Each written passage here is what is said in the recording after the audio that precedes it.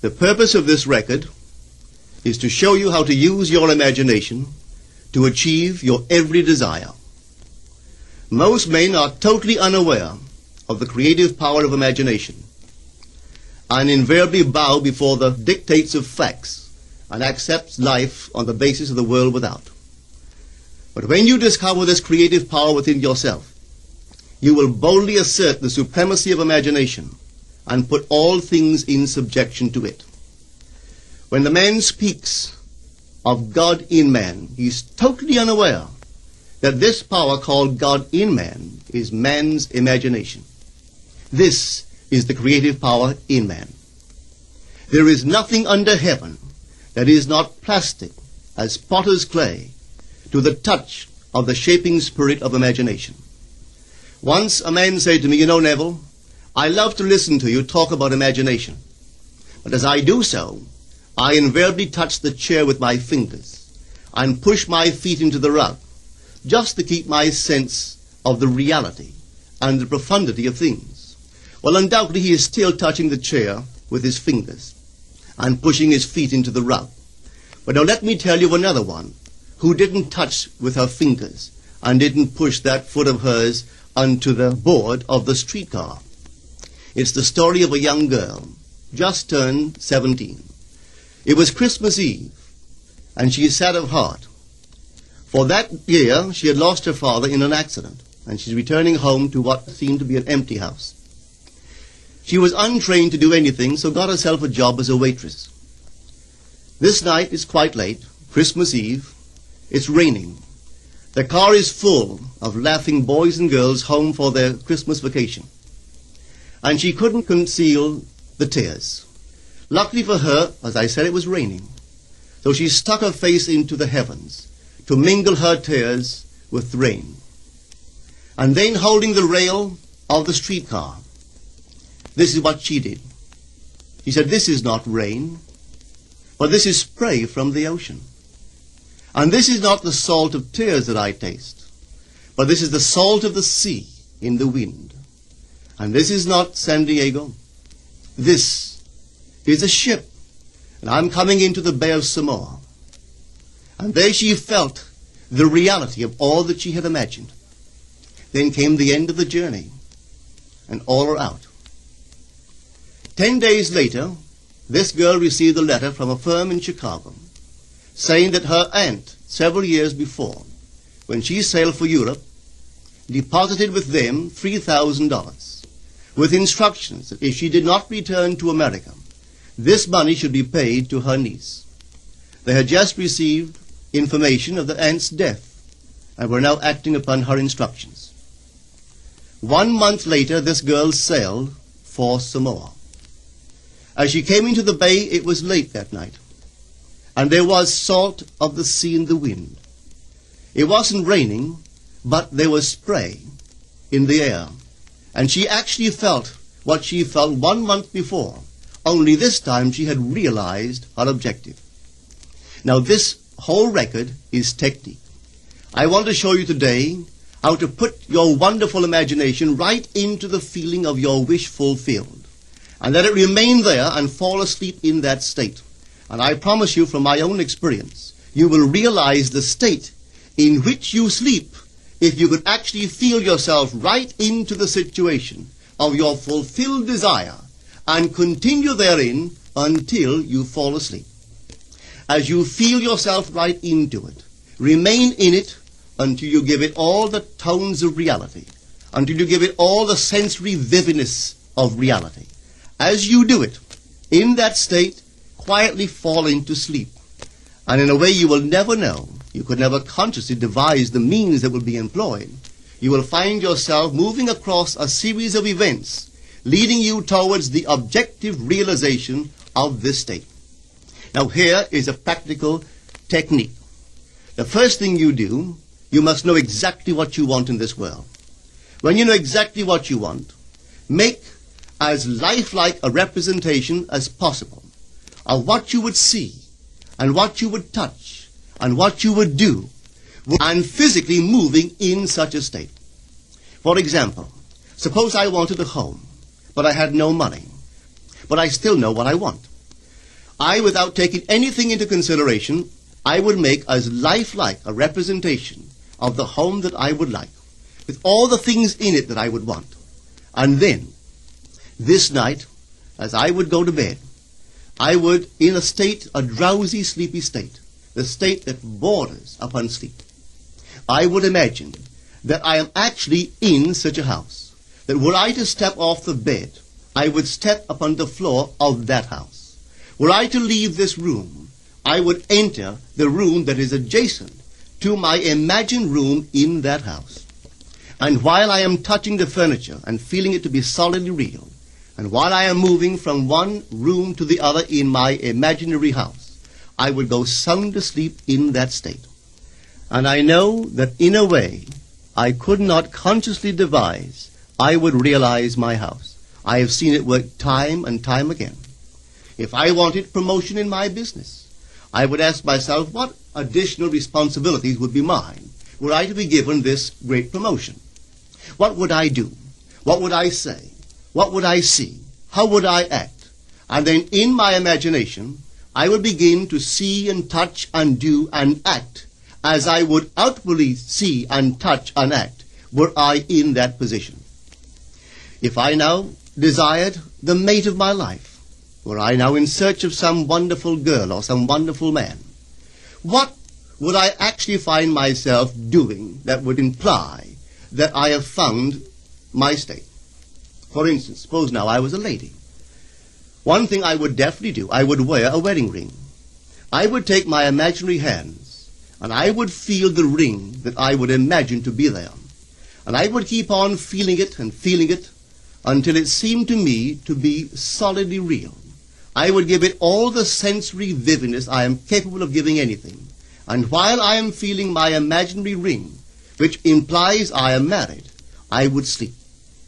This story is told us in the Song of Songs, or the Song of Solomon.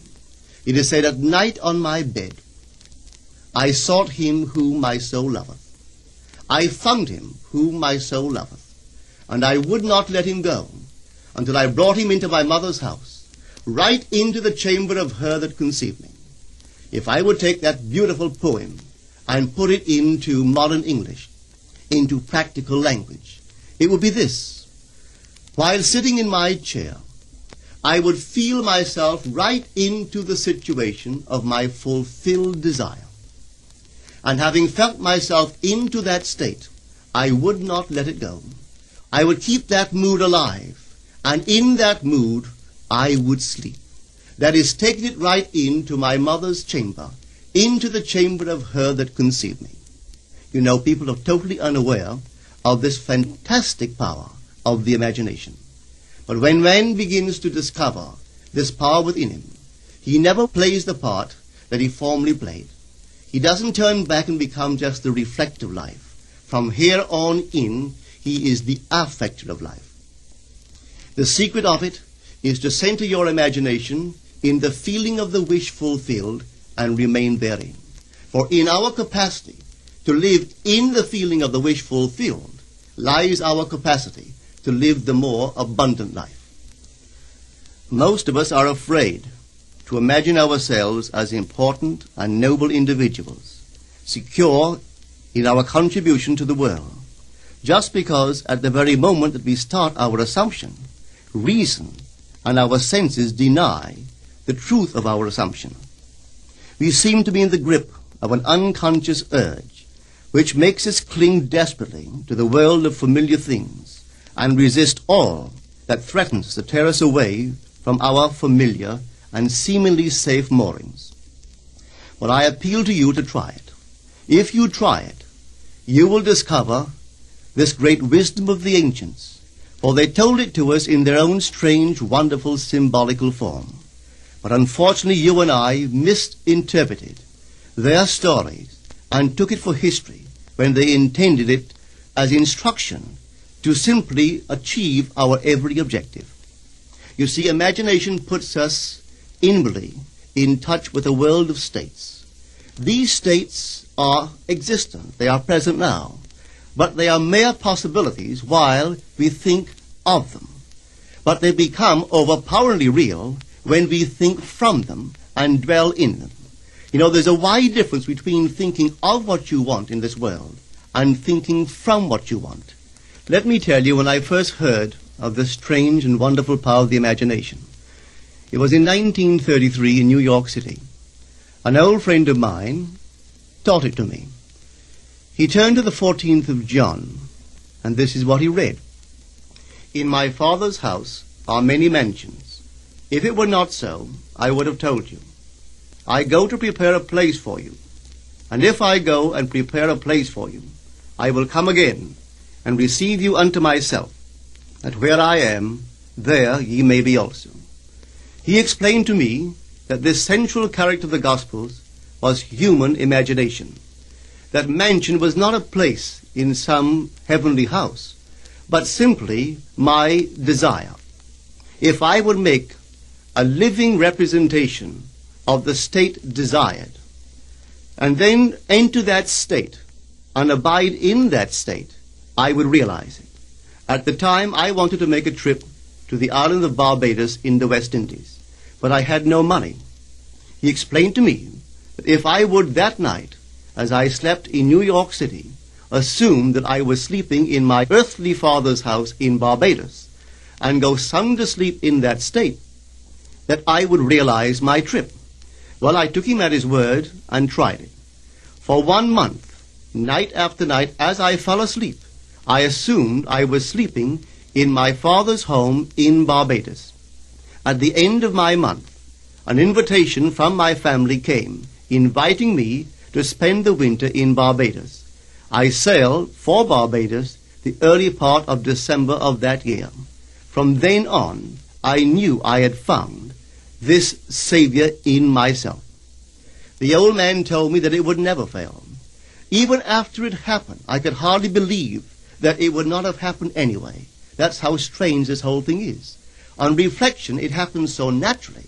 You begin to feel or to tell yourself, well, it would have happened anyway. And you quickly recover from this wonderful experience of yours. It never failed me if I would give the mood, the imagined mood, sensory vividness. I could tell you unnumbered case histories to show you how it works. But in essence, it's simple. You simply know what you want. When you know what you want, you're thinking of it. That is not enough. You must now begin to think from it. Well, how could I think from it? I am sitting here, and I desire to be elsewhere. How could I, while sitting here physically, put myself in imagination at a point in space removed from this room and make that real to me? Quite easily. My imagination puts me in touch inwardly with that state. I imagine that I am actually where I desire to be. Now, can I tell that I am there? There is only one way to prove that I am there. For what a man sees when he describes his world is as he describes it relative to himself. So what the world looks like depends entirely upon where I stand when I make my observation. So if, as I describe my world, it is related to that point in space I imagine that I am occupying, then I must be there. I am not there physically, no, but I am there in my imagination. And my imagination is my real self. And where I go in imagination and make it real, there I shall go in the flesh also. When in that state I fall asleep, it is done. I have never seen it fail. So this is the simple technique on how to use your imagination to realize your every objective. Here is a very healthy and productive exercise for the imagination. Something that you should do daily. Daily relive the day as you wish you had lived it, revising the scenes to make them conform to your ideals. For instance, suppose the day's mail brought disappointing news. Revise the letter. Mentally rewrite it and make it conform to the news you wish you had received. Or suppose you didn't get the letter you wish you had received. Write yourself the letter and imagine that you received such a letter. Let me tell you a story that took place in New York not very long ago. In my audience sat this lady who had heard me numberless times. And I was telling the story of revision. that man, not knowing the power of imagination, he goes to sleep at the end of his day, tired and exhausted, accepting as final all the events of the day. And I was trying to show that man should, at that moment, before he sleeps, he should rewrite the entire day and make it conform to the day he wished he had experienced. Here is the way a lady wisely used this law of revision. It appears that 2 years ago she was ordered out of her daughter-in-law's home. For 2 years there was no correspondence. She had sent her grandson at least 24 presents in that interval, but not one was ever acknowledged. Having heard the story of revision, this is what she did. As she retired at night, she mentally constructed 2 letters. One she imagined coming from her grandson, and the other from her daughter-in-law. In these letters they expressed deep affection for, and wondered why she had not called to see them. This she did for 7 consecutive nights, holding in her imaginary hand the letter she imagined she had received, and reading these letters over and over until it aroused within her the satisfaction of having heard. Then she slept.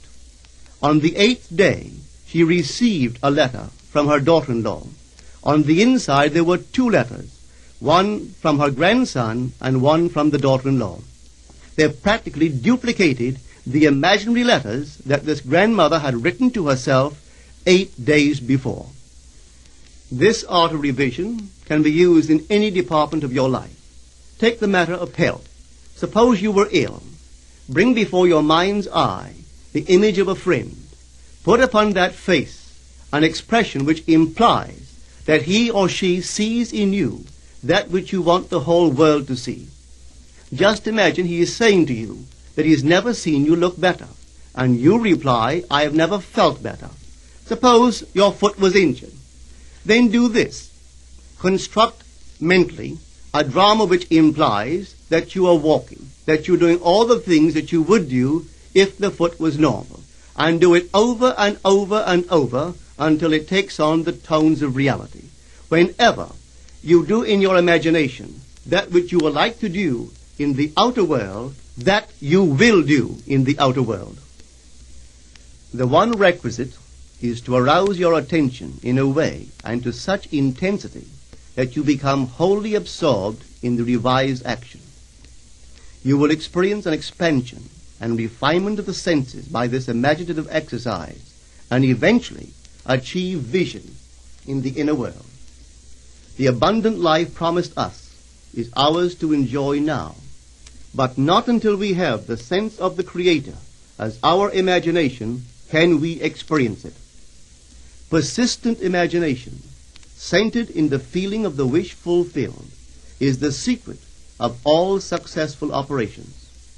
This alone is the means of fulfilling the intention.